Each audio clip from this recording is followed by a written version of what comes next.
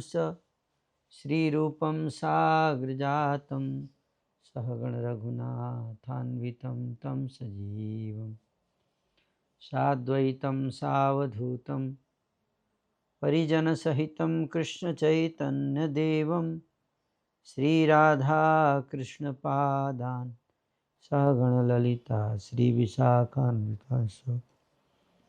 हे कृष्ण करुणा सिंधु दीनबंधु जगतपते गोपेश गोपिका कांत राधा कांत नमस्तुते।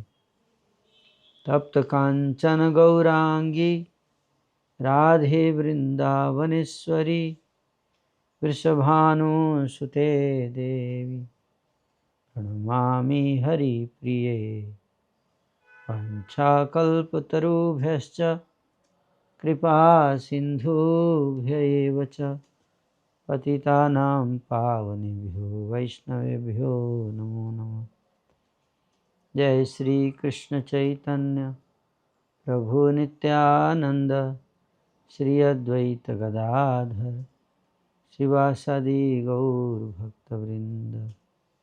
हरे कृष्णा कृष्णा कृष्णा हरे हरे हरे राम राम राम हरे हरे।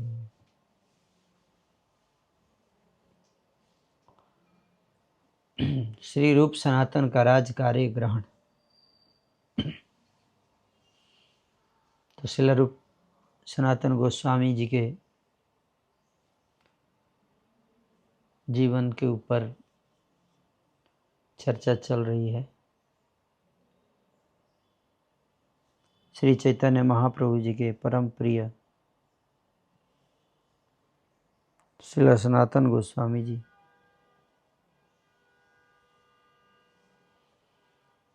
तो आज हम इस विषय पर चर्चा करेंगे, इसी कथा को आगे बढ़ाते हुए कि किस प्रकार से सनातन गोस्वामी जी अपने भाई श्री रूप गोस्वामी जी के साथ मिलकर मुस्लिम राजा नवाब हुसैन शाह, जो उसमें बंगाल का राजा था, नवाब बोलते थे राजा को उस समय, और उसका नाम था हुसैन शाह। उसके शासन काल में उनके पास कोई ऑप्शन नहीं था, कोई विकल्प नहीं था। हालांकि हृदय से तो उनकी इच्छा नहीं थी कि मुस्लिम राजा के अंतर्गत रहते हुए उसके अधीन रहना, लेकिन ऐसा मैंने जो पढ़ा है, समझा है कि राजा नवाब हुसैन शाह ने धमकी दी थी कि अगर आप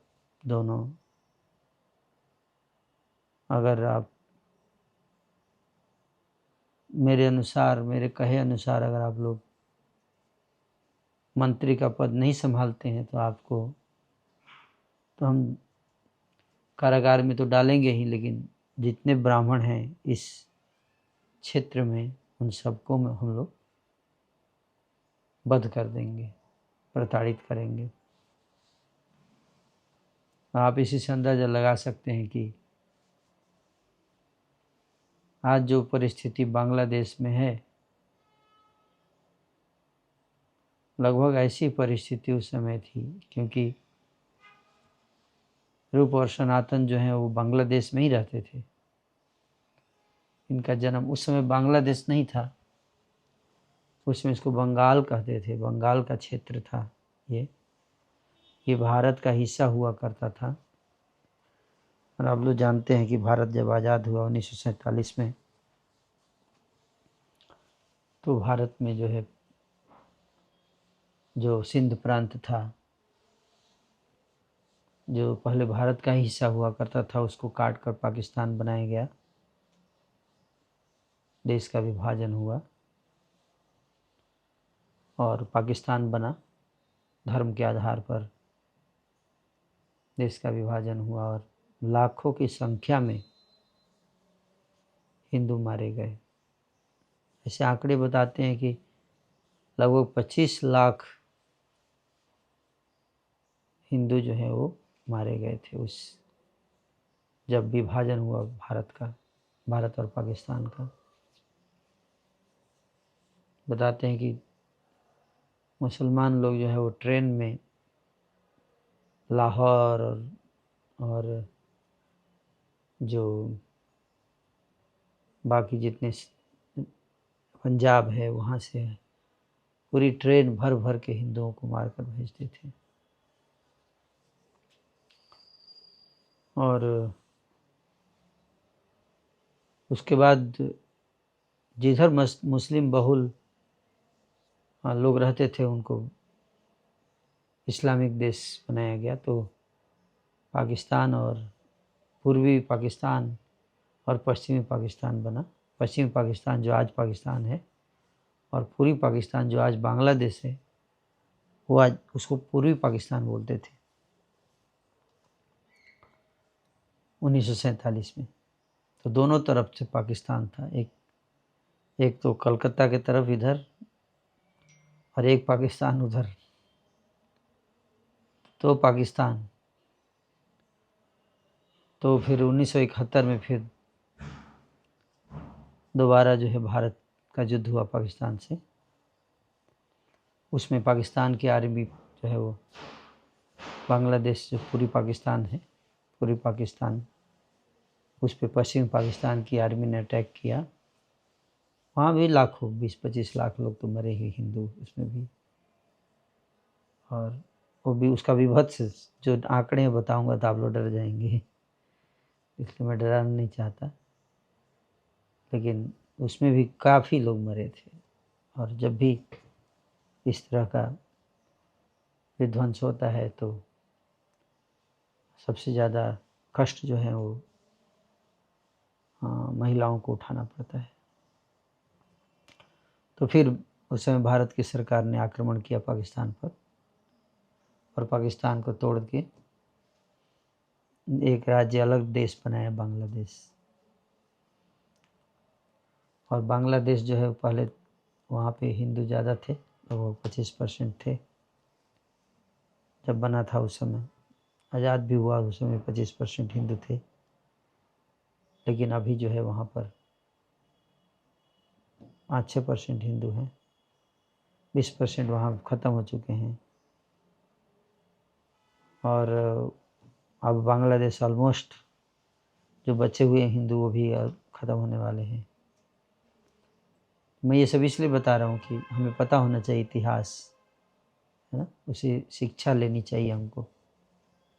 हमें ये नहीं सोचना चाहिए कि हम सदैव कलयुग के प्रभाव से सारी संस्कृति नष्ट हो रही है, धार्मिक लोग कमज़ोर होते जा रहे हैं और अधर्म की शक्तियाँ बढ़ती जा रही है। तो वहाँ पर आज भी आप जाएंगे तो बहुत प्रचार है, बांग्लादेश बहुत भक्त हैं। लेकिन वहाँ पे जैसे 32 दांत के बीच में जीभ रहती है उस प्रकार से भक्त लोग वहाँ पर अभी जी रहे हैं। लेकिन एक समय हुआ करता था, उस समय भी जब 1400 ईस्वी बता रहे 1493 से 1519 ये पीरियड था। 1486 में चैतन्य महाप्रभु का जन्म हुआ और 1493 मतलब उसके 7 साल के बाद बंगाल का राजा बना नवाब हुसैन शाह। और वो लगभग 25-26 साल तक वो राजा रहा, नवाब हुसैन शाह। और उसी के दौरान पीरियड में रूप और सनातन गोस्वामी जो हैं उनको उसने, तो उस समय बहुत स्थिति खराब थी। मतलब भारत में जब मुसलमान राजा था और उस समय तो आज जैसा मीडिया है, मीडिया भी नहीं होता था इतना ज़्यादा। कि कोई खबर को फैलाई जाए और कोई आवाज़ उठाए, तो बहुत लोग मारे जाते थे। तो जब रूप सनातन गोस्वामी ने देखा कि अगर वो नवाब हुसैन शाह राजा के प्रस्ताव को स्वीकार नहीं करते हैं तो बहुत सारे हिंदुओं का कत्लेआम होगा, तो उनके हृदय करुणा से भरा हुआ था रूप सनातन का। तो हिंदुओं की रक्षा के लिए, ब्राह्मणों की रक्षा के लिए उन्होंने मंत्री पद प्राप्त लेना स्वीकार कर लिया। उसी का यहाँ वर्णन है और फिर वहाँ से उनका राज्य कार्य ग्रहण का प्रसंग हम पढ़ेंगे। तो बंगाल के मुस्लिम राजा हुसैन शाह, जिनका शासनकाल 1493 से 1519 ईस्वी था, राजा हुसैन शाह ने अपने विशेषज्ञ से सुना कि मंत्री पद ग्रहण के लिए सनातन और श्री रूप उपयुक्त हो सकते हैं। तो उनका जो सलाहकार था, विशेषज्ञ था, उसने आके उनको बताया, वो ढूंढ रहा था कोई योग्य व्यक्ति। हरे कृष्ण, आवाज आ रही है मेरी?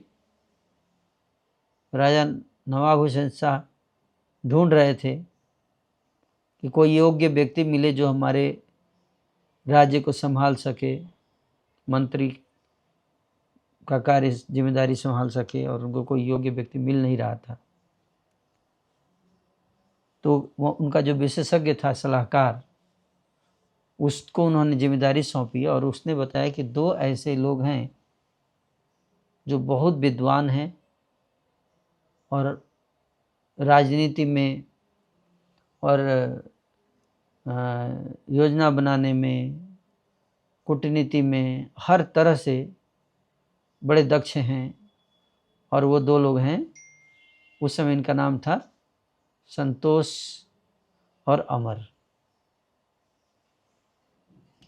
तो इससे पता चलता है कि हमारे आचार्य देखो कितने महान थे ना। ऐसा नहीं है कि कोई, जैसे भारत में होता है कि चलो जनरली जिसको नौकरी नहीं मिलता है और जिसको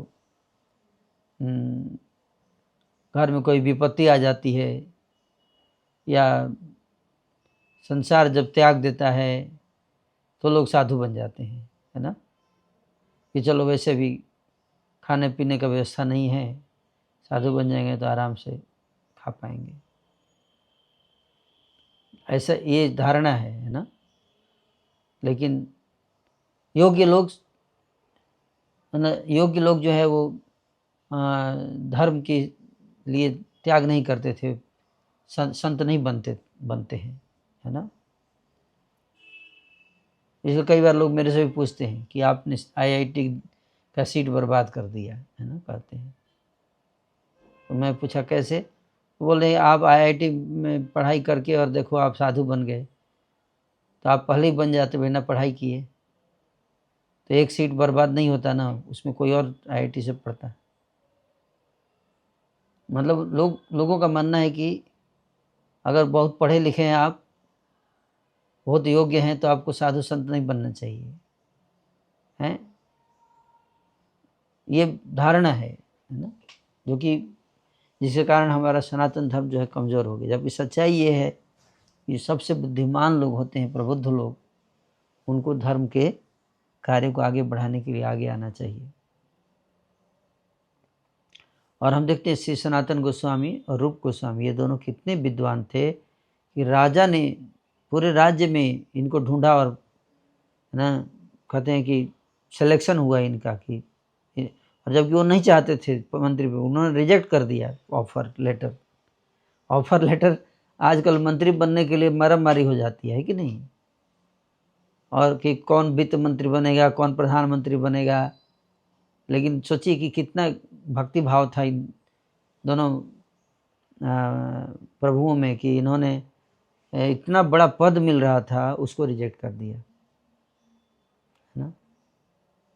तो इससे हम ये पता लगा सकते हैं कि कितने योग्य लोग जो हैं उनको जुड़ना चाहिए भगवान की भक्ति में। हमारे आचार्य बड़े प्रकांड विद्वान थे हर तरह से, केवल शास्त्र नहीं, राजनीति में भी, ज्ञान में, हर तरह से, है ना, योग्य थे। तो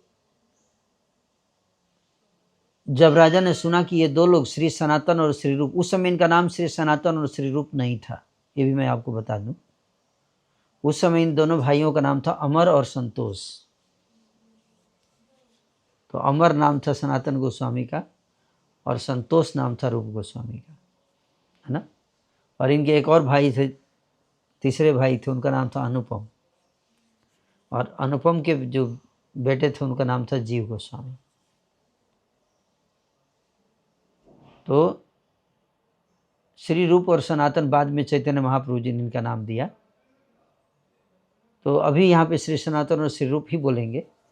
तो जब राजा को पता चला कि ये दोनों कितने योग्य हैं, तो उन्होंने अपने मंत्रिमंडल में 2 महत्वपूर्ण पदों पर नियुक्त कर दिया इन दोनों को। और राजा के भय से इन दोनों ने इस पद को स्वीकार कर लिया और उसका प्रभाव बढ़ाने में सहायता की। राजा उनसे इतना संतुष्ट हुआ कि उसने अपने राज्य दोनों में बांट दिया और अपनी रियासत का भोग करने की अनुमति प्रदान की।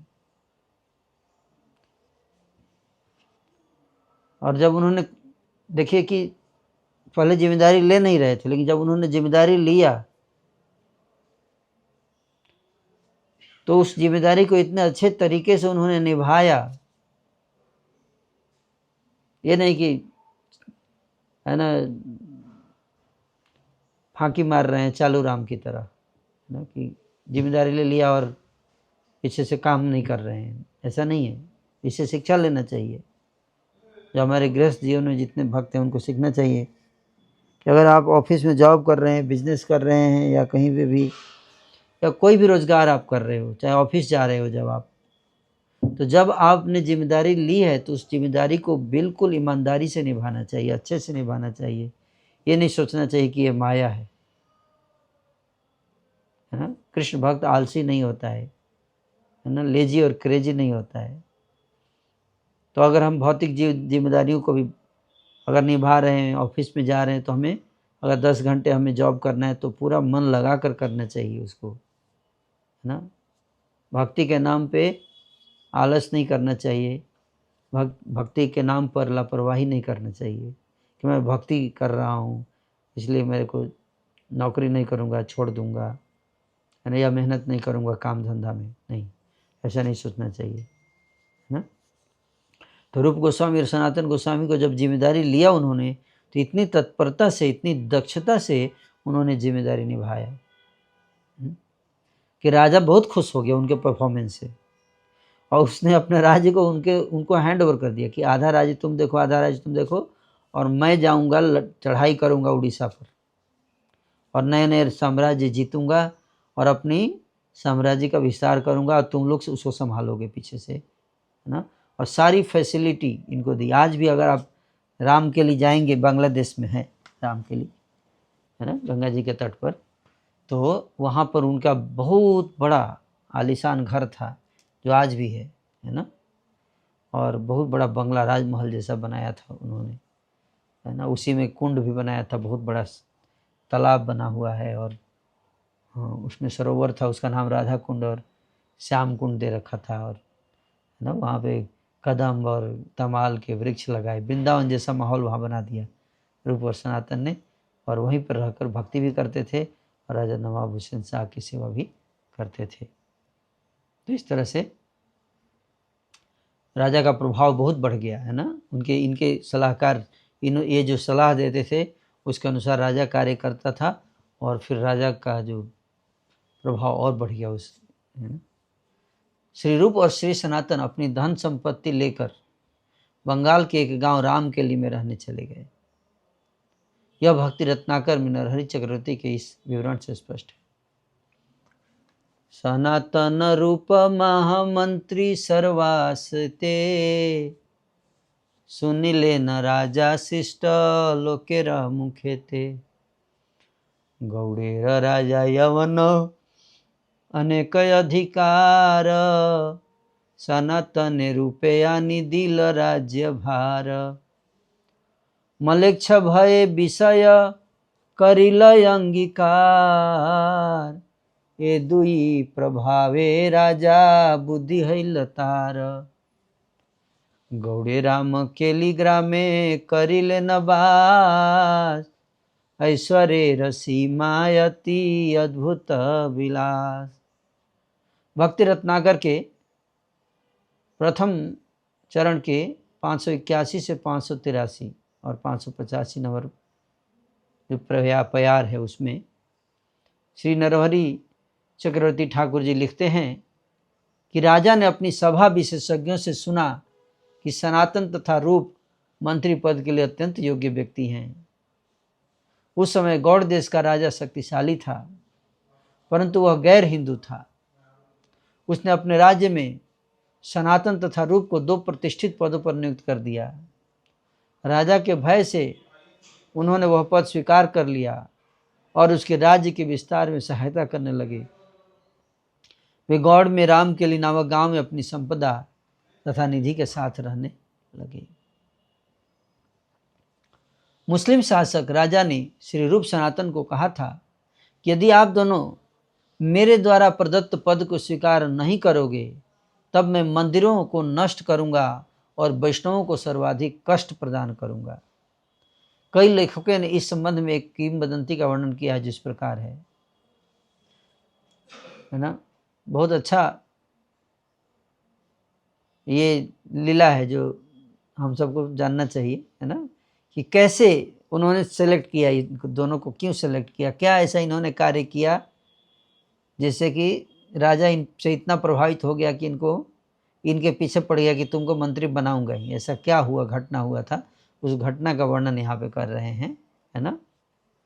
कह रहे कि हुसैन शाह ने अपने राज मिस्त्री पीरू को एक मंदिरा स्तंभ बनाने का आदेश दिया। मंदिरा स्तंभ, तो उनका राज मिस्त्री था हुसैन शाह का, राजा का, है ना, उसका नाम था पीरू। तो पीरू को उन्होंने आदेश दिया राजा ने कि तुमको एक मंदिरा स्तंभ बनाना है। और जब उसका निर्माण पूरा होने वाला था तब उसने पीरू के साथ ऊपर चढ़कर उसका निरीक्षण किया, है ना। जब स्तंभ तैयार हो गया तो पीरू को जो राजमिस्त्री था उसको लेकर उसको निरीक्षण करने के लिए उसके ऊपर चढ़ गया राजा, और उसे देख वह बहुत प्रसन्न हुआ, पीरू की प्रशंसा की और पीरू को इनाम देने को कहा। बोला कि मैं तुम्हारे सेवा से बहुत प्रसन्न हूँ, बहुत अच्छा तुमने मंदिरा स्तंभ बनाया है, तो मैं बहुत खुश हूँ, तुमको इनाम देना चाहता हूँ। तो पीरू ने कहा जहाँ पनाह मैं इससे भी और अच्छा बना सकता हूँ। वो खुश हो गया, है ना, पीरू था राजमिस्त्री, वो खुश हो गया, बोला कि ये तो कुछ भी नहीं है महाराज, मैं इससे भी बढ़िया बना सकता हूँ, है ना। अब देखिए अगला क्या होता है ना। यह इसलिए ज़्यादा हमें अपनी डिंग नहीं हाँकना चाहिए ना। तो यह सुनकर राजा हुसैन शाह को क्रोध आया। उसने कहा नमक हराम, जब तू इससे अच्छा बना सकता है तो बनाया क्यों नहीं, पहले ही क्यों नहीं बनाया, है ना। क्या उस हुनर को किसी दूसरे राजा के लिए छिपा रखा है, तुझे प्राण दंड मिलेगा।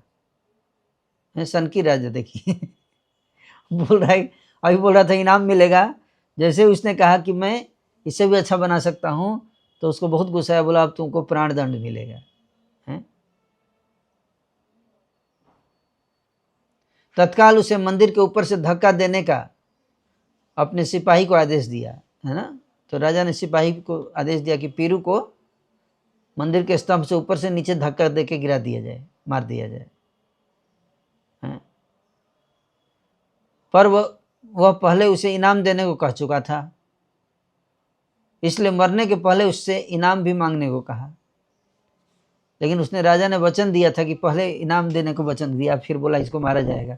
बोला कि मैंने तुमको पहले वचन दिया था कि तुमको इनाम मिलेगा, तो मरने से पहले तुम इनाम मांग लो और उसके बाद मरना है तुमको।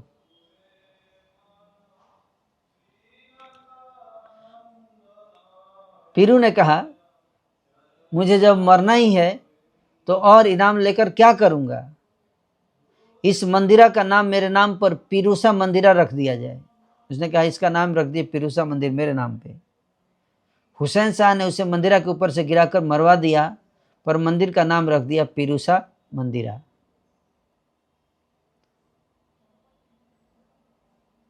मंदिरा का सिर आवरण अभी नहीं बना था।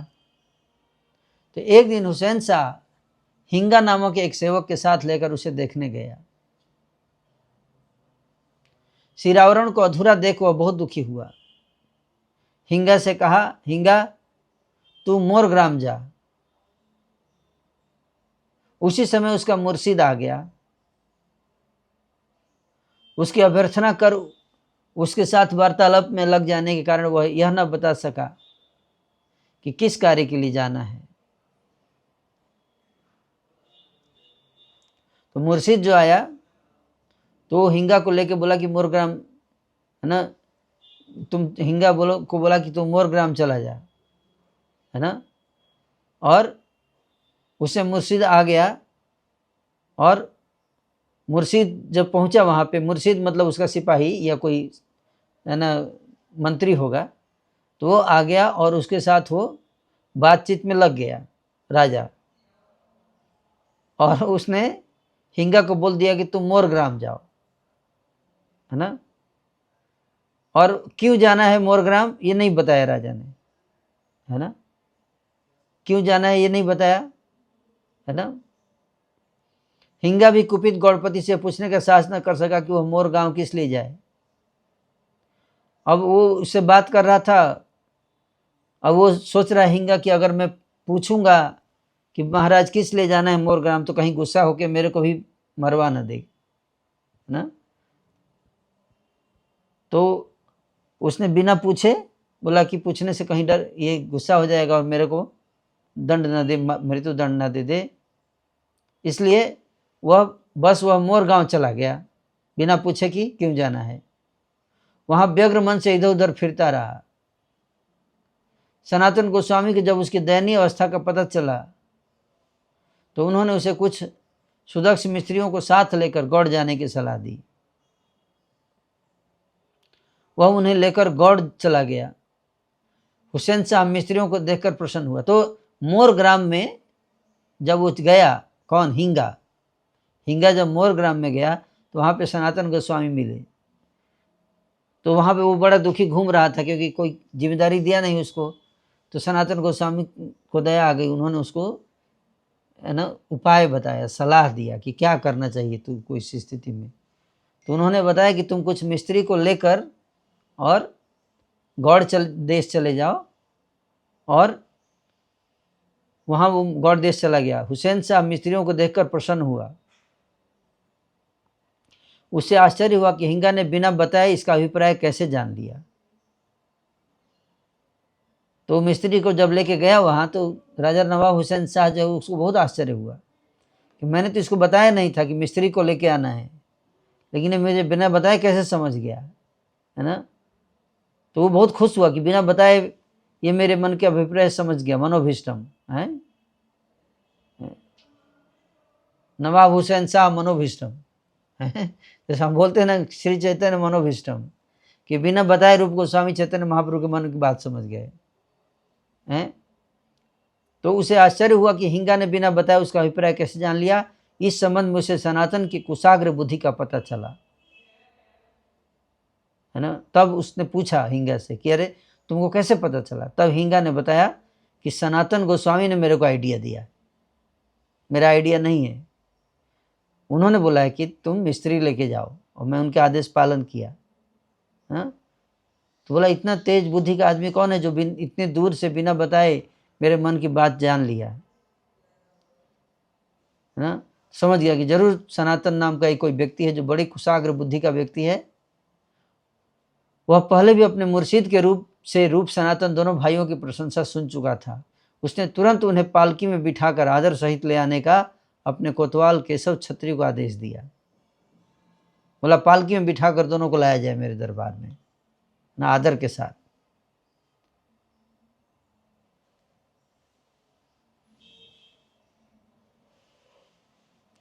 उनके आने पर उसने मंत्री पद स्वीकार कर राज्यभार ग्रहण करने को कहा। राज्य आज्ञा उल्लंघन के भीषण परिणाम के भय से उन्हें मंत्री पद स्वीकार करना पड़ा।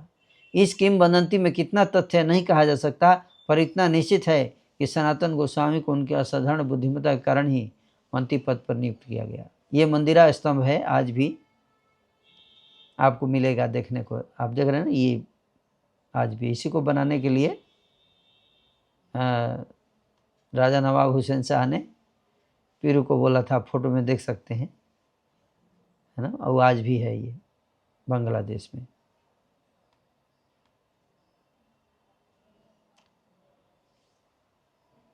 विभिन्न देशों के विद्वान श्री रूप और श्री सनातन के दरबार में आते थे। वहां अनेकों गायक, वादक, नर्तकियां और कवि भी श्री रूप और श्री सनातन के दरबार में सेवा करते थे। वे राज्य की भलाई के लिए खुलकर धन व्यय करते थे, परंतु उन्होंने कभी किसी को क्षति नहीं पहुंचाई। वे अपना निजी समय शास्त्रों की चर्चा, पठन पाठन और विद्वज्जनों के साथ परिचर्या में बिताते थे। यदि कोई विद्वान न्याय शास्त्र पर ग्रंथ लिखता था,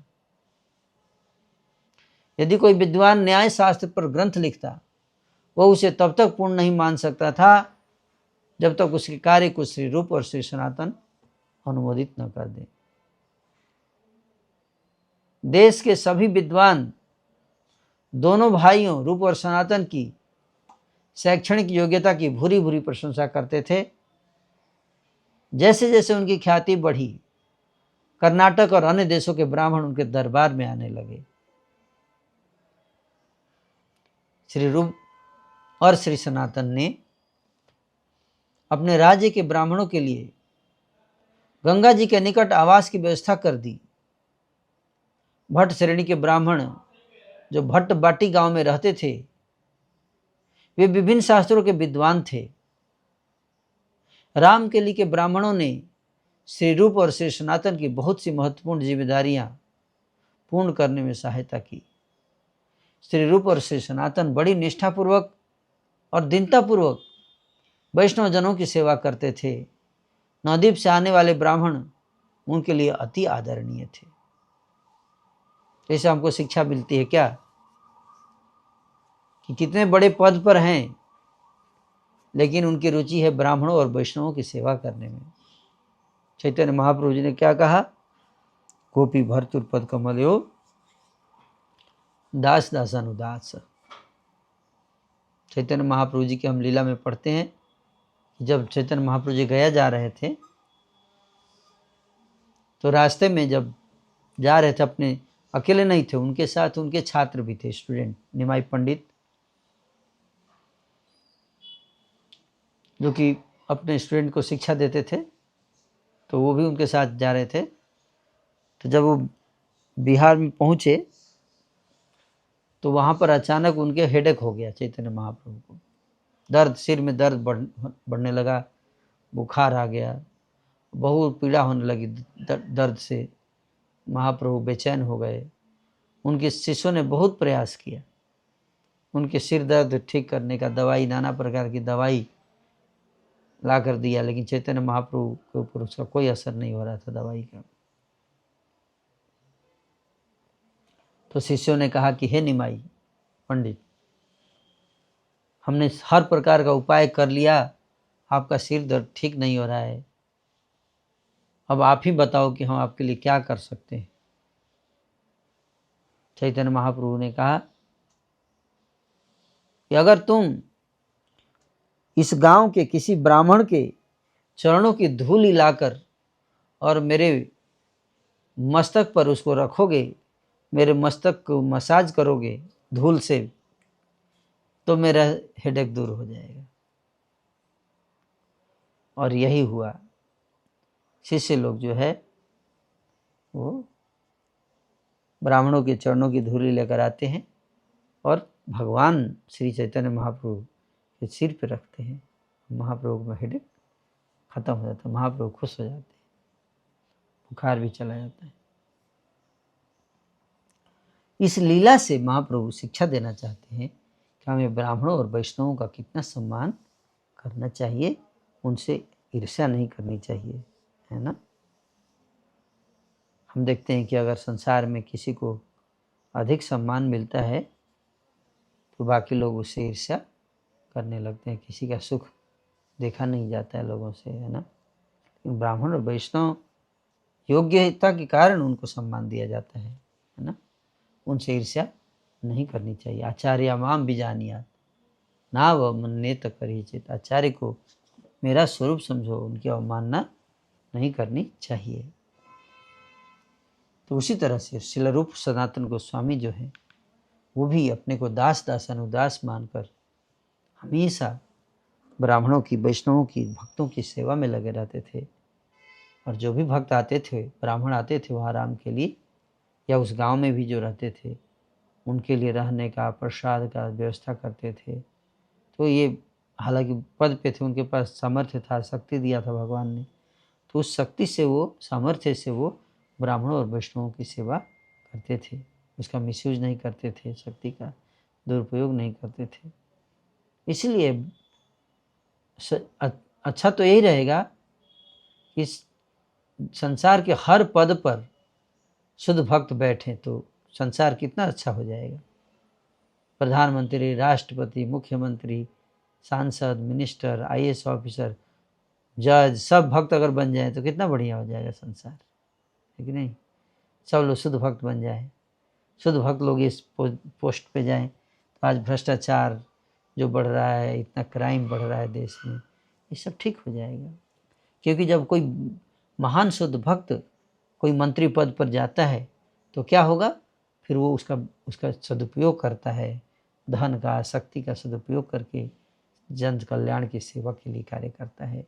वो स्वार्थ से पूरित होकर, अहंकार से, काम, क्रोध, लोभ से पूरित होकर शोषण नहीं करता है, अपने पद, प्रतिष्ठा, सम्मान और संसाधनों का उपयोग करता है समाज और देश की सेवा के लिए। जो गृहस्थ भक्त हैं उनको ये सोचना चाहिए, है ना। कई बार मेरे भक्त लोग सब छोड़ना चाहते हैं, है ना, और छोड़ के वैराग्य लेकर, है ना, निर्जन भजन करना चाहते हैं, है ना, मगर भजन करना है, सब छोड़ छाड़ देना है। नहीं, आलस है ये, नहीं छोड़ना क्यों है। हमें संसार में रहते हुए उधर संसार के कल्याण के लिए कार्य करना है ना। जैसे आप देखो, हम लोग भक्त हैं लेकिन फिर भी आप देखिए मैं दिन रात मेहनत करते रहता हूँ। ऐसा थोड़ा है कि मैं दिन भर बैठ के माला करता रहता हूँ, नहीं। प्रभुपाद जी ने कहा है अगर आप सन्यासी भी हैं, ब्रह्मचारी भी हैं, तो 8 घंटा आपको काम करना है ना, आपको प्रचार करना है, आपको मैनेजमेंट भी करना पड़ता है ना। जैसा अभी हम गए थे विशाखापट्टनम, तो वहाँ पे हर रोज़ लगभग 7 से 8 घंटे मीटिंग होती थी हमारी, है ना। उस पर डिस्कस करते थे कैसे संस्था को आगे बढ़ाना है, संस्था में क्या क्या चैलेंजेज आ रही है। तो ऐसा नहीं कि भक्त बनने के बाद हम जिम्मेदारी से भागते हैं, नहीं। इतने प्रकार की चिंताएं आती हैं, अकाउंट की सेवा करनी पड़ती है। जैसे बाहर के कॉरपोरेट वर्ल्ड में अकाउंट की सेवा करना पड़ता है, वैसे इस्कॉन में भी अकाउंट की सेवा करनी पड़ती है, देखनी पड़ती है ना। तो इस तरह से हमें जिम्मेदारी से नहीं भागना है, बल्कि हमें और जिम्मेदारी लेना है। इसलिए भगवान गीता में कहते हैं कि कर्मणा एव हि संसिद्धिम आशित जनकादया लोक संग्रहम एवार्थ संपश्यन कर्तुमर्हसि।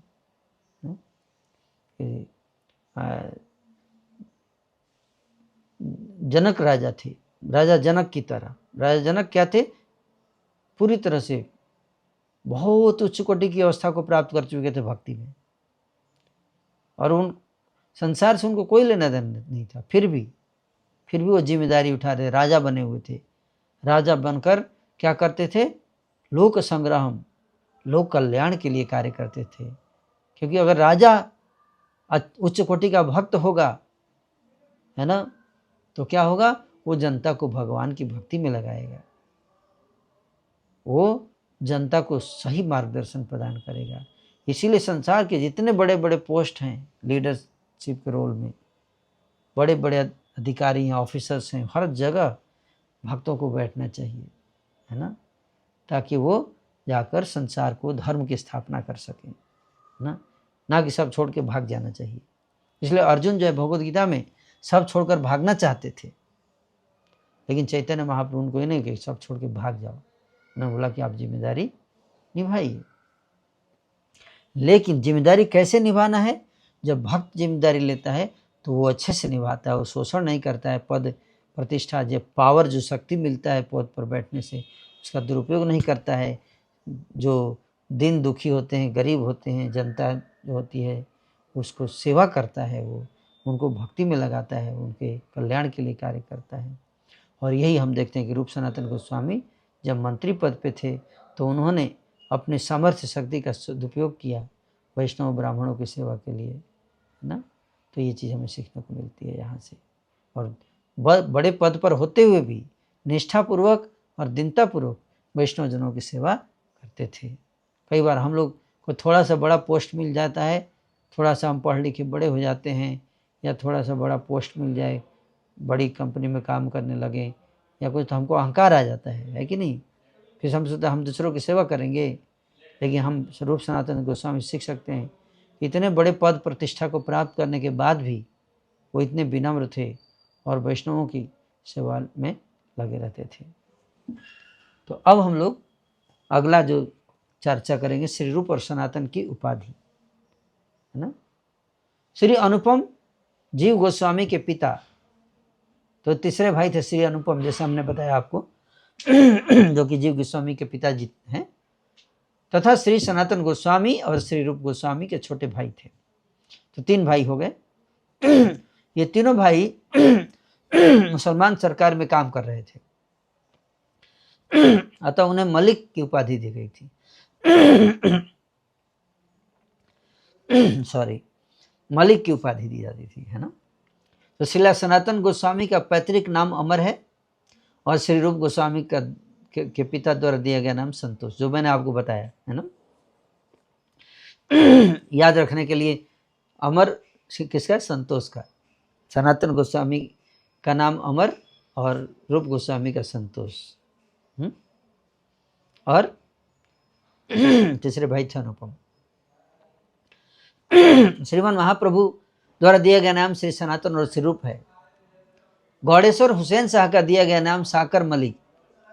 सनातन गोस्वामी का नाम जो राजा ने दिया था वो है साकर मलिक, और श्री रूप का नाम दबीर खास। थोड़ा चुप कराओ, बोल रहे हैं सब, हल्ला कर रहे हैं, चुप कराओ आवाज, है ना। तो इसके प्रसंग में वर्णन आ रहा है कि लेकिन चूंकि उन्होंने मुस्लिम सरकार में जमींदारों का पद ग्रहण कर रखा था, इसलिए वे मलिक कहलाए। इसी तरह रूप सनातन तथा बल्लभ को भी मलिक पदवी मिली थी। मलिक का अर्थ है स्वामी या मालिक। जिस प्रकार अंग्रेजी सरकार धनी एवं सम्मानित व्यक्तियों को लॉर्ड की उपाधि देती है, उसी तरह मुसलमानों ने मलिक को की उपाधि उन धनी सम्मानित परिवारों को दी जिनका सरकार से घनिष्ठ संबंध था। यह पदवी न केवल मुसलमानों में पाई जाती है अपितु हिंदू कुलीन वर्ग में भी पाई जाती है। यह पदवी किसी एक परिवार तक ही सीमित नहीं है, यह विभिन्न परिवारों तथा जातियों को प्रदान की जाती है।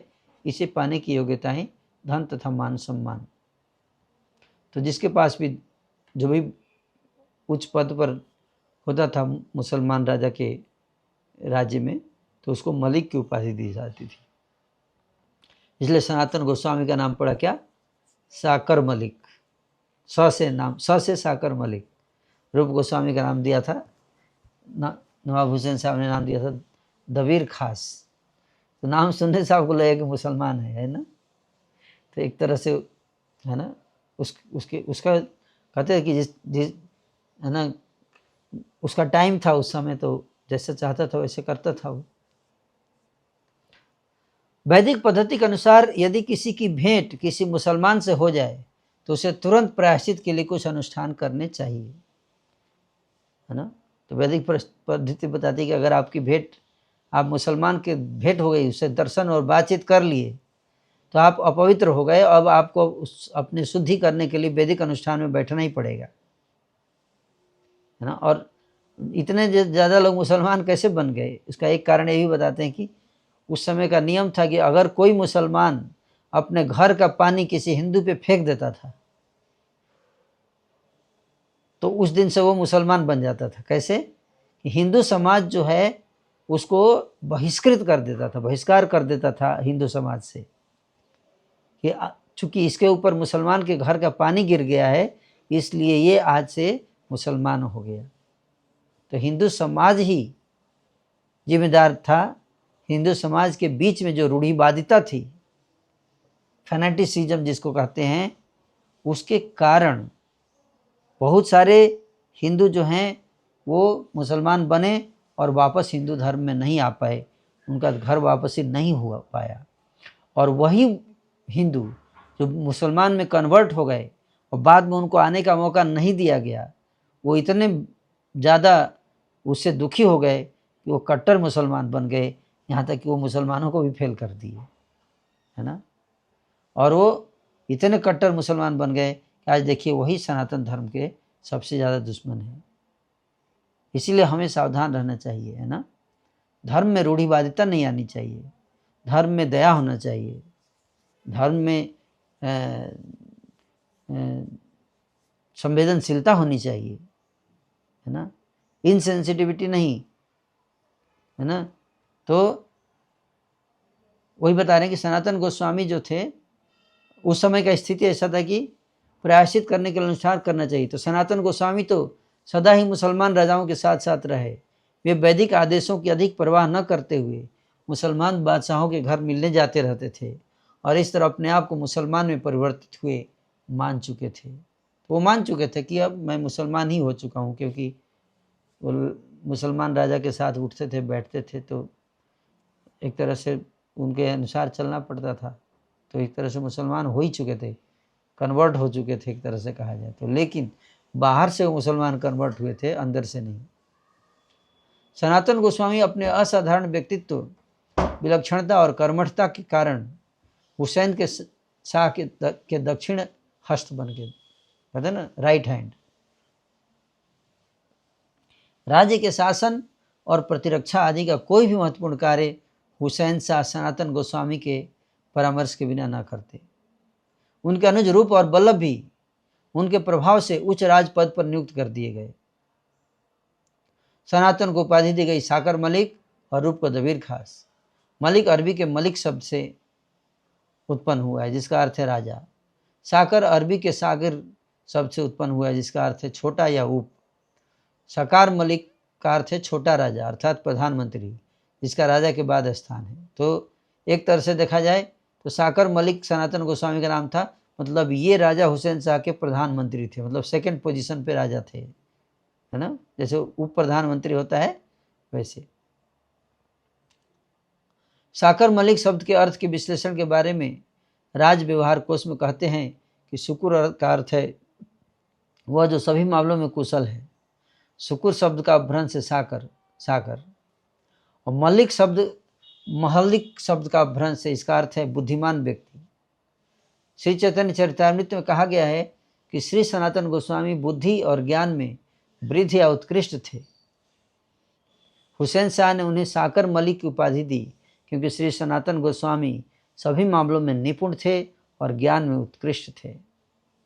श्री रूप गोस्वामी पाद ने श्लोक 141 में श्री हंसदूत के समापन पर शिला सनातन गोस्वामी को साकर मलिक के रूप में पहचान कर विजय दिलाई। अर्थात हंसदूत नामक पुस्तक में श्री रूप गोस्वामी लिखते हैं, प्रपन्न प्रेमानम प्रभवती सदा भागवत भाग पराचीनो जन्मवधि भव वसाद भक्ति मधुरः चिरं कोपि श्रीमान जयति विदितः साकरतया धूरिनो धीरा नाम धिधरणी वैयसः कीरिवा। अर्थात संसार में सुखदेव के समान भागवत शास्त्र और भागवत शास्त्र के भक्तों के प्रिय, अपने जन्म की इच्छाओं के प्रति उदासीन लेकिन भक्ति की मधुरता का अनुभव करने वाले साधुओं में अग्रणी और भक्ति रस के ज्ञाताओं में सर्वश्रेष्ठ ऐसे भगवान की जय हो। दुनिया में सकर मलिक के नाम से जाने जाते हैं। दबीर खास शब्द का अर्थ है दबीर, जो न्याय या तर्क में कुशल हो। राज भरत कोश में दबीर शब्द का अर्थ है युक्त भिज्ञो दबीर शब्द। विशेष शब्द से तात्पर्य है अपना है। इसलिए श्री रूप का नाम दबीर खास कहा जाता है कि था कि क्योंकि वह हुसैन शाह के व्यक्तिगत या खास मंत्री थे, यानी निजी सचिव थे, है ना। निजी सचिव जिसको आजकल PS बोलते हैं ना, पर्सनल सेक्रेटरी, है ना। दबीर खास फारसी के दबीरी खास शब्द से उत्पन्न है, जिसका अर्थ है निजस्व सचिव या प्राइवेट सेक्रेटरी, है ना। तो इस तरह से दोनों के जो पद का वर्णन हमने किया उसका अर्थ क्या है, तो साकर मलिक शब्द का अर्थ मान के चलिए कि उप प्रधानमंत्री, है ना, या प्रधानमंत्री, है ना। और दबीर खास का अर्थ है पर्सनल प्राइवेट सेक्रेटरी, है ना। तो उनके राजा के प्राइवेट से दोनों बहुत क्लोज थे, सबसे क्लोज हो गए। मुसलमानों पर उतना भरोसा नहीं था राजा का जितना कि इनके ऊपर था क्योंकि ये लोग ईमानदार थे और न्याय संगत थे और न सारे सद्गुणों से युक्त थे, है ना, इसलिए भरोसेमंद भी थे राजा के, ना। तो अब हम लोग आज का अंतिम जो हमारा जो प्रसंग है उसको पढ़ेंगे। गौड़ भूमि का परिचय। गौड़ भूमि मतलब श्री चैतन्य महाप्रभु का जो लीला स्थली है, जहाँ जहाँ चैतन्य महाप्रभु जी ने लीला किया बंगाल में, उसको गौड़ भूमि बोलते हैं ना, गौड़ देश। गौड़ देश इसमें बंगाल और पश्चिम बंगाल और पूर्वी बंगाल को भी बांग्लादेश बोलते हैं, ये दोनों कंबाइंड है, इसको गौड़ देश बोला जाता है ना। तो दो प्रकार के भक्त हैं, एक उड़िया और एक गौड़िया, है ना। उड़ीसा के जो भक्त होते हैं उनको उड़िया बोलते हैं ना, उड़िया भक्त। और बंगाल के जो भक्त होते हैं उनको गौड़िया भक्त बोलते हैं, क्योंकि वो गौड़ देश से होते हैं, है ना। तो इस तरह से हमें समझना है।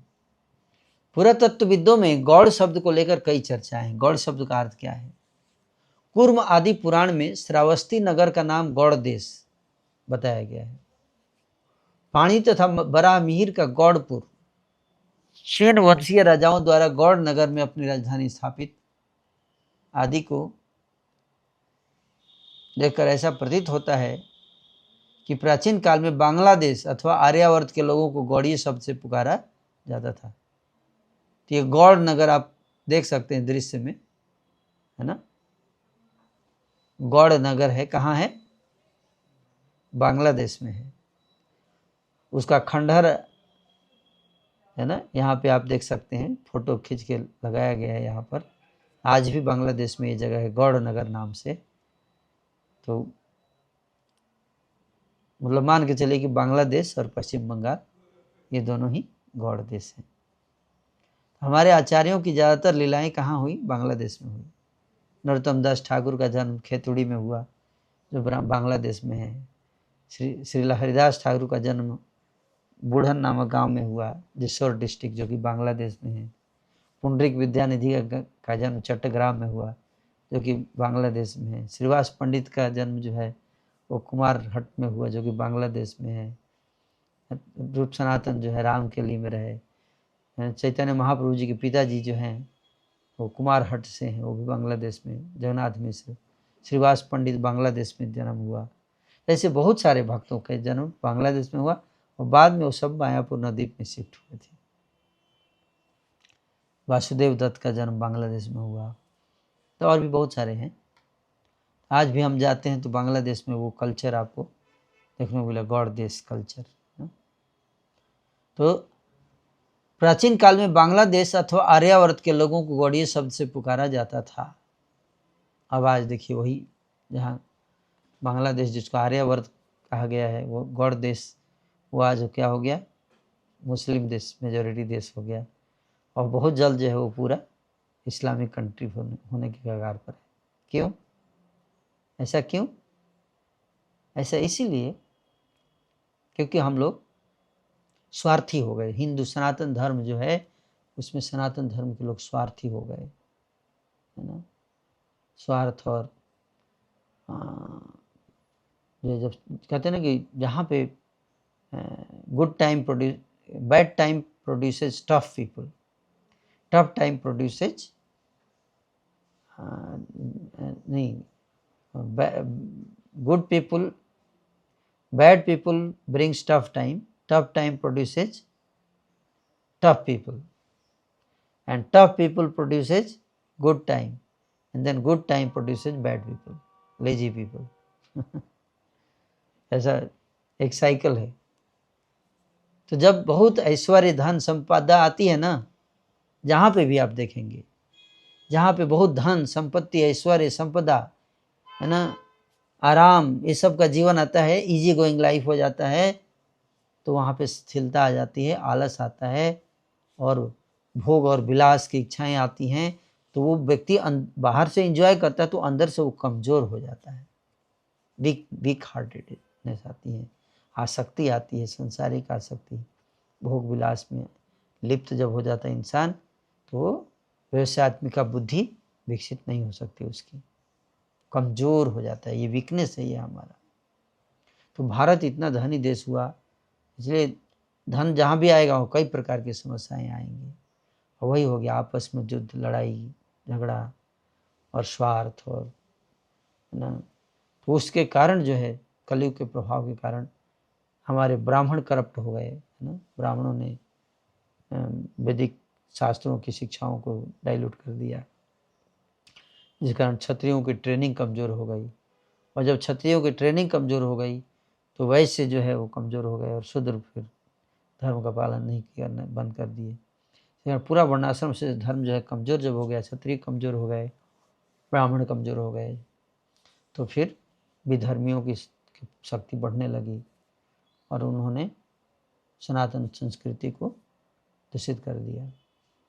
तो इसलिए आज भी हम देखते हैं कि सनातन धर्म के अनुयायी जो हैं अपने धर्म की शिक्षाओं का पालन नहीं करते हैं, भगवद गीता की शिक्षा का पालन नहीं करते हैं।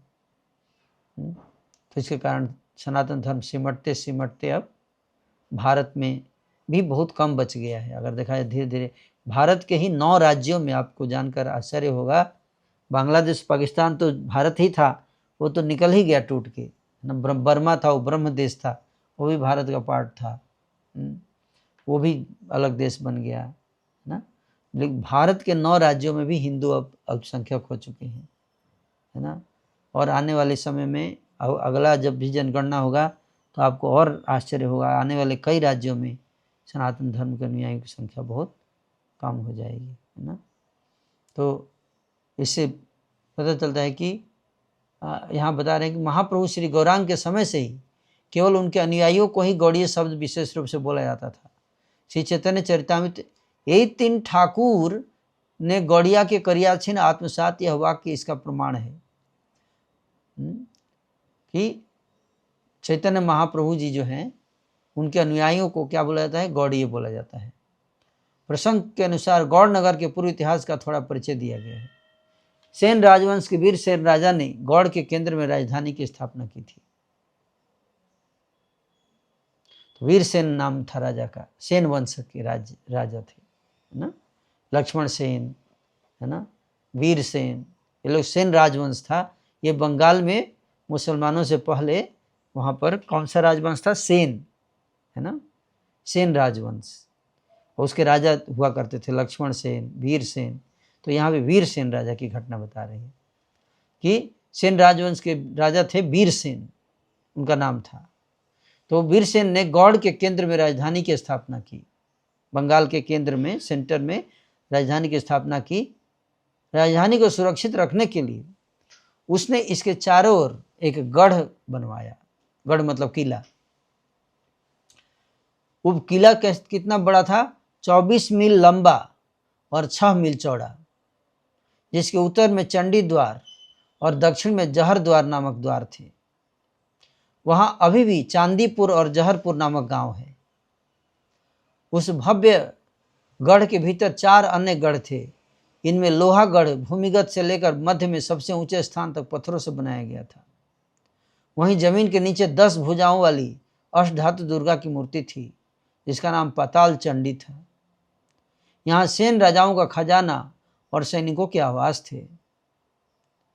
दक्षला नामक एक अन्य गढ़ के प्रवेश द्वार पर राजानपुरी रक्षिणी गढ़ की ईश्वरी देवी या गौड़ेश्वरी देवी का मंदिर था। उनके खंडहर आज भी उपस्थित हैं। ग्रामीण आज भी यहाँ पूजा अर्चना करते हैं। इस मंदिर के ठीक बाद अंतपुर की ओर 22 गजी नामक पर्वत ऊंची दीवार का प्रमाण है। इसमें इंद्रजीत नामक एक आंतरिक शहर है। सेन राजाओं के काल में इस पुरी के दक्षिण में एक दरबार था। इसका नाम बर्फबारी था। यवनों द्वारा अधिकृत किए जाने पर इसे 12 मस्जिद कहा जाता है। अब उसको 12 मस्जिद कहते हैं। मुसलमान लोग जब उसके कब्जा कर लिए तो उसका नाम बदल के 12 मस्जिद कर दिया। हुसैन शाह ने पुरी के द्वार के पास कदम रसूल दरगाह बनवा दिया। राजा हुसैन शाह ने। यह आज भी जीर्ण शीर्ण अवस्था में एक स्मारक के रूप में खड़ा है। शब्दार्थ मंजरी शब्दकोश में कहा गया है कि सूर्य वंश के राजा मानधाता की पुत्री गौड़ द्वारा शासित भूमि गौड़ देश बांग्लादेश है। तो सूर्यवंशीय राजा मानधात जो थे उनकी पुत्री गौड़ द्वारा शासित भूमि गौड़ देश है कहा जाता है। बांग्लादेश जो आज है उसी को गौड़ देश कहा गया है ना। तो राजा मानधात की पुत्री का नाम था गौड़ है ना, और उनके नाम पे उनका शासन था वहाँ, इसलिए नाम पड़ा गौड़ देश। तो इस प्रकार से हमने गौड़ देश का वर्णन किया। अब गौड़ देश में 2 स्थान और है, मालदा और रामकेली है ना। तो मालदा का नाम तो आपने सुना होगा। अब तो मालदा पूरा मुसलमानों के वहाँ पर लगभग 60-70% मुसलमान हो गए हैं। तो मालदा भारत, ये स्थानों का वर्णन बताया जा रहा है क्योंकि लीला बताने से पहले आपको पता होना चाहिए कौन सा स्थान है जहाँ ये लीलाएं हुई हैं। तो बांग्लादेश जो है उसको क्या बोला गया, गौड़ देश। और गौड़ देश क्यों बोला गया उसके कथाएं हमने चर्चा की है ना। अब मालदा और रामकेली के बारे में चर्चा करेंगे क्योंकि रामकेली और मालदा जो 2 स्थान हैं यहाँ पर रूप और सनातन जो है वो उन्होंने लीलाएं की। मालदा भारतीय राज्य पश्चिम बंगाल का एक छोटा सा जिला है जो कोलकाता से लगभग 347 किलोमीटर दूर उत्तर में स्थित है। कोलकाता से मालदा या सिलीगुड़ी तक कोई भी बस लेकर मालदा पहुंचा जा सकता है। तो सिलीगुड़ी जो है जिसको अभी चिकन नेक बोलते हैं, आपने सुना होगा न्यूज़ में है ना। चिकन नेक जहाँ पे पतला है, जो नॉर्थ ईस्ट और भारत के बाकी प्रांतों को बंगाल को जोड़ता हुआ लगभग 20-25 किलोमीटर का एरिया है, वो सिलीगुड़ी कहा जाता है उस क्षेत्र को है ना। तो उस क्षेत्र कलकत्ता से वो लगभग 347 किलोमीटर दूर में उत्तर में स्थित है। तो कोलकाता से अगर बस पकड़ेंगे तो हम मालदा पहुंच सकते हैं। हावड़ा, सियालदा या कोलकाता स्टेशन से मालदा जाने वाली ट्रेन पकड़ लीजिए और उस ट्रेन से मालदा शहर पहुंच जाइए है ना। कोलकाता से बस या ट्रेन द्वारा लगभग 7 घंटे लगते हैं। यह जिला आम और रेशम के लिए उल्लेखनीय है, इसलिए आप लोगों ने एक आम भी खाया होगा, मालदा वैरायटी का आम होता है ना। और वो आम जो है मालदा में उत्पन्न होता है, इसलिए उस आम का नाम पड़ गया मालदा। मालदह आम बोलते हैं, मालदह है ना। तो रेशम और आम दोनों वहाँ से क्या होता है, एक्सपोर्ट होता है। मालदा का गौरवशाली अतीत गौड़ और पांडुआ के खंडहर शहरों से जुड़ा हुआ है। ऐतिहासिक दृष्टि से गौड़ एक महत्वपूर्ण स्थान है क्योंकि बंगाल के प्राचीन इतिहास का एक बड़ा अंश यही लिखा गया था।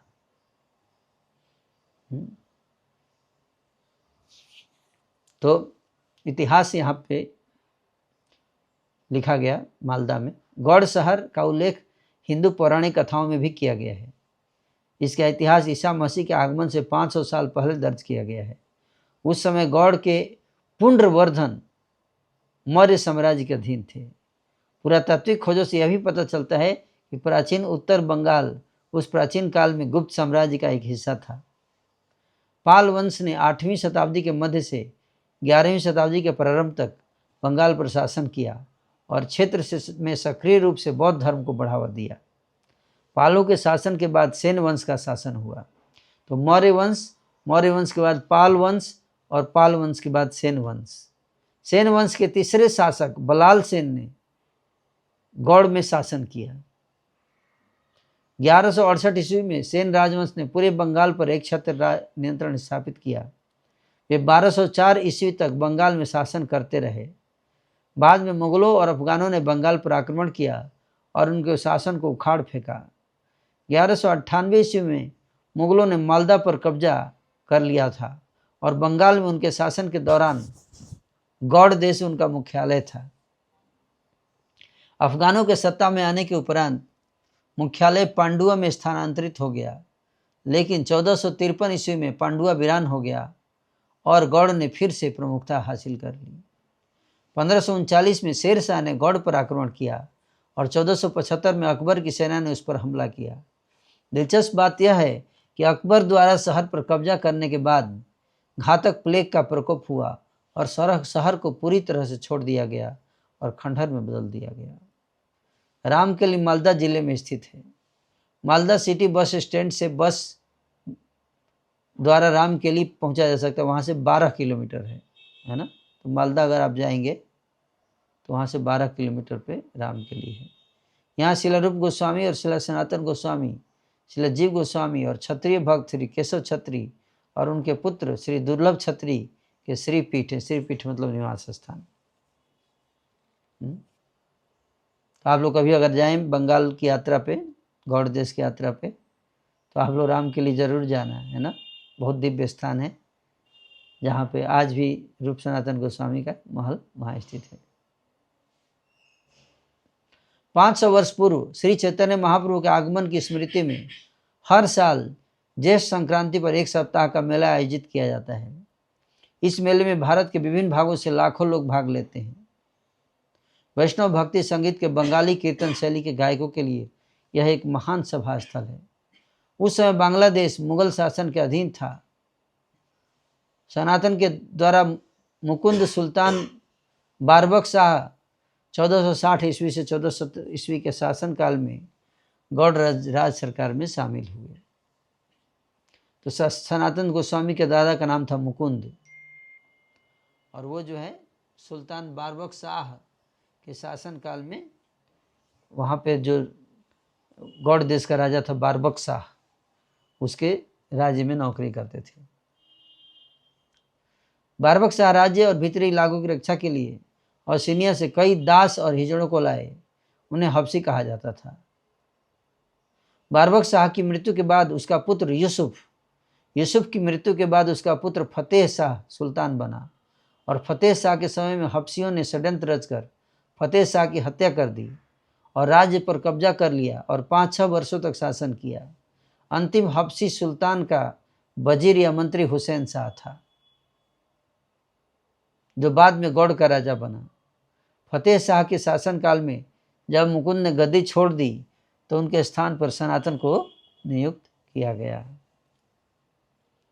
तो फतेह शाह जो कब बना, हुसैन शाह था जो बाद में गौड़ का राजा बना, और हुसैन शाह जो था वो उससे पहले जो है वो जो था राजा जो था उसका नाम था फतेह शाह। फतेह शाह की हत्या हो गई और उसके बाद हबसियों का कब्जा हो गया और उसके बाद उसका वजीर जो था हुसैन शाह वो राजा बन गया ना। और उसी में मुकुंद ने जब गद्दी छोड़ी तो उनके जो पोते थे सनातन, उनका पोस्ट दिया गया।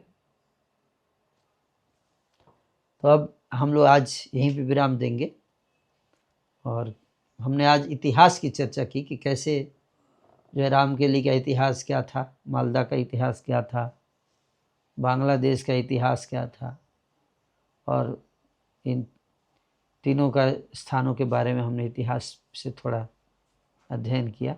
तो अगले प्रसंग में हम लोग चर्चा करेंगे रामकेली में रूप सनातन किस प्रकार से लीला करते थे, क्या लीलाएं किया उन्होंने, हम लोग अगले प्रसंग में चर्चा करेंगे। हरे कृष्णा कृष्ण कृष्ण हरे हरे, हरे राम राम राम हरे हरे। हरे कृष्णा प्रभु जी, थैंक यू वेरी मच। कुछ हैंड रेज है, हम ले सकते हैं क्या कुछ प्रश्न? हाँ एक दो प्रश्न ले सकते। सनी कुमार प्रभु जी, हम प्रश्न पूछ सकते हैं। हरे कृष्णा प्रभु जी, बोल रहे हैं कि अगर जैसे कि वैष्णव के प्रति वहाँ अत्याचार हो रहा है बांग्लादेश में, तो क्या उन लोग को पाप लगेगा या नहीं, या तो फिर उसको कैसे देख पाएंगे, या तो उसका मृत्यु के बाद मिल पाएगा, या तो फिर इसी पृथ्वी पर ही मिल पाएगा। जी हरे कृष्णा। हाँ पाप तो लगेगा ही, जो अगर अधर्म करेगा, अन्याय करेगा तो उसका पाप लगता है। और उसका दंड जो है कब मिलेगा ये तो समय तय करेगा, लेकिन पाप तो जरूर लगेगा और उसका फल भी भोगना पड़ेगा सबको। कब मिलेगा ये अब मैं नहीं बता सकता, ये तो माया देवी डिसाइड करेंगी, है ना। Okay, yes, thank you. Next. प्रणाम। तो देखिए मेरा ये क्वेश्चन है कि जैसे आपने बताया कि सनातन गोस्वामी जी और गोस्वामी जी जो है वो बहुत ईमानदारी से काम कर रहे थे और नवाब हुसैन के अंदर में। तो प्रभु जी आपने बोला कि हमें अच्छे से कहीं भी काम करना चाहिए, लेकिन प्रभु जी आपने भी जैसे मैंने मुझे जो समझ में आया आपने भी बताया कि वो उनकी वजह से कोई दुखी नहीं होता था। तो प्रभु जी मैं यही समझना चाह रही हूँ, जैसे जो नवाब हुसैन है वो तो गलत आदमी था, और गलत आदमी के प्रति अगर ईमानदारी से काम किया जाए तो कोई कैसे दुखी नहीं हो सकता है प्रभु जी। हाँ नहीं, बहुत ज़रूरी था ईमानदारी से, क्योंकि अगर वो ईमानदारी से काम नहीं करते तो उनको भी दंड देता और उसके बाद किसी मुसलमान को बनाता, और मुसलमान और ज़्यादा प्रताड़ित करता है हिंदुओं को, है ना। इसलिए हाँ, तो वो दोनों तरफ से कर रहे थे ना। एक तरफ तो नवाब हुसैन शाह के प्रिय पात्र बन गए, जब प्रिय पात्र बन गए तो जो हिंदुओं पर अत्याचार करने का जब प्रयास करता तो उसको समझाते भी थे कि ऐसा नहीं करना चाहिए, ये ठीक नहीं है ना। तो जब तक रूप सनातन थे तब तक हिंदुओं के ऊपर अत्याचार कम हो गया था,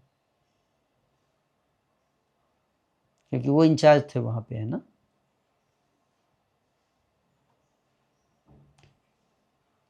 तो समय का तकाजा हमें देखना चाहिए उस परिस्थिति में। काल उनका साथ दे रहा है ना, अगर हम उनसे लड़ेंगे तो कोई लाभ नहीं होगा, वो भी मारे जाएंगे, हम भी मारे जाएंगे, सब लोग मारे जाएंगे। तो उस परिस्थिति में उनको बेस्ट यही था कि उसके अनुसार कार्य करें एटलीस्ट, है ना। जैसे हिरण्यकशिपु का राज्य था तो सबको रिपोर्टिंग करना पड़ता था, देवता लोग भी रिपोर्ट करते ही थे हिरण्यकशिपु को। नारद जी जाते थे तो उनका गुणगान करते थे, क्योंकि तपस्या से उसने शक्ति अर्जित की थी और उस शक्ति को भोग रहा था वो। तो उस पीरियड में हम कुछ नहीं कर सकते, उसको हमें फॉलो करना ही पड़ेगा। उसने अपने तपोबल से शक्ति अर्जित की है ना। तो उसमें बुद्धिमानी यही है कि हम उसको विनम्रता से ये करें और बुद्धिमानी से हैंडल करें सिचुएशन को, जब ऐसी परिस्थिति आए तो, है ना।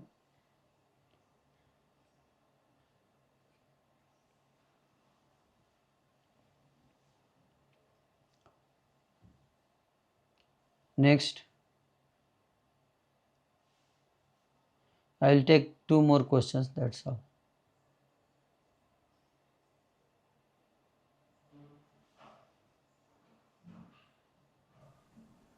हाँ हरे कृष्णा प्रभु सादर प्रणाम।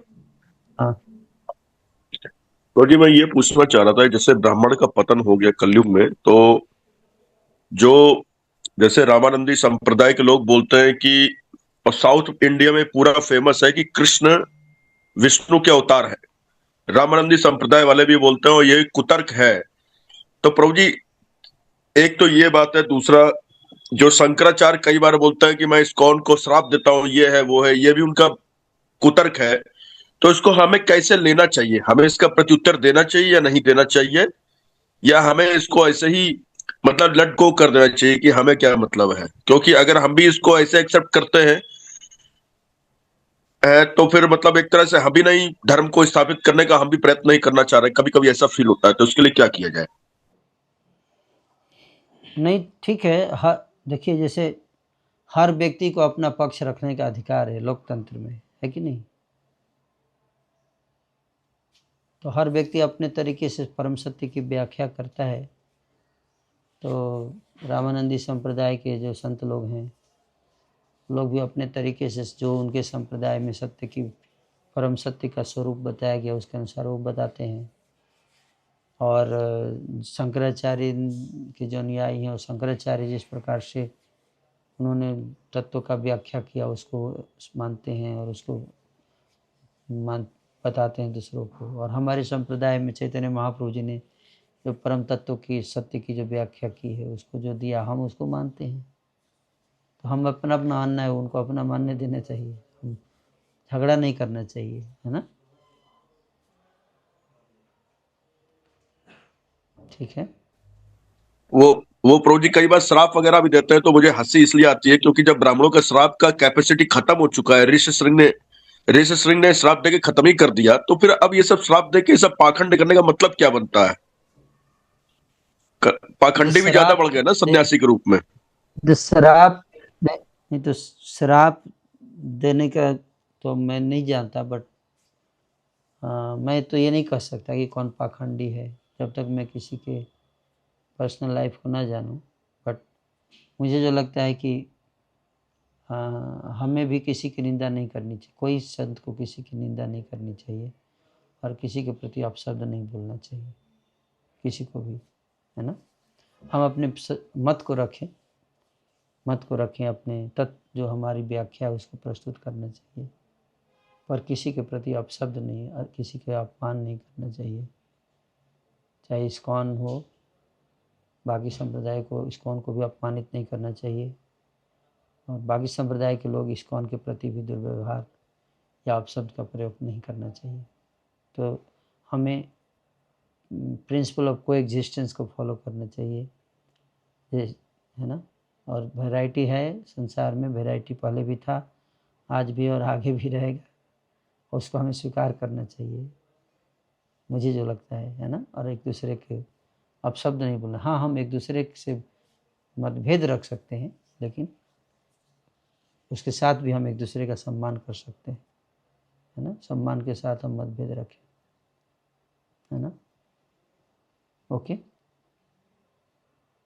Okay, thank you. तो we'll stop here. Hare Krishna.